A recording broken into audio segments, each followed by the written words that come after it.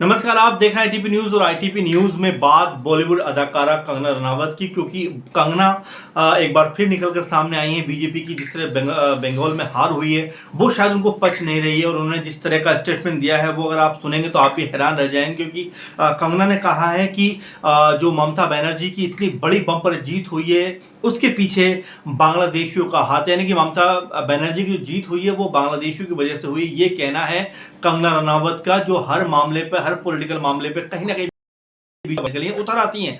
अपने आप में अजीब लगता है, क्योंकि कुछ दिनों पहले जिस तरह से पीएम मोदी बांग्लादेश गए, तमाम तरह के सवाल उठे। खुद ममता बनर्जी ने भी बात कही कि भाई ऐसे वक्त में जब चुनाव चल रहे हैं तो उनको बांग्लादेश जाने की जरूरत क्या है। उसको लेकर भी तमाम सारी कंट्रोवर्सी हुई, तमाम सारी मीडिया में भी बातें हुई। लेकिन अब जिस तरह से हार हुई है बीजेपी की, इन सब चीजों के बावजूद जिस तरह से बीजेपी को हार का मुंह देखना पड़ा है, मतवा समाज की बहुत ज्यादा बात हुई बांग्लादेश में, जिस तरह से पीएम मोदी गए वहां जाकर उन्होंने तमाम सारी बातें कही जो कहीं ना कहीं सीधे तौर पर जो बंगाल में चुनाव हो रहे थे उसको प्रभावित करते। यही वजह थी कि ममता बनर्जी काफी खासी नाराज भी हुई इस बात को लेकर। लेकिन अब जिस तरह से बड़ी हार बीजेपी के हाथ लगी, यानी कि 100 सीटों पर भी बीजेपी जाती हुई नजर आ रही है, तो अब कंगना रनावत निकलकर सामने आती हैं और वो कहती हैं कि जो ममता बनर्जी की ये जीत हुई है इसके पीछे बांग्लादेशियों का हाथ है। तो जरा आप गौर करिए कि इस तरह का स्टेटमेंट ऐसे वक्त में आना क्या ये जरूरी था, जरूरत थी इसकी। लेकिन ममता बनर्जी के खिलाफ जिस तरह से कंगना रनावत ने हमला बोला है, अपने आप में ये बेहद अजीबोगरीब बयान कहा जा सकता है। इसको लेकर आप क्या सोचते हैं जरूर कमेंट करके बताइए। और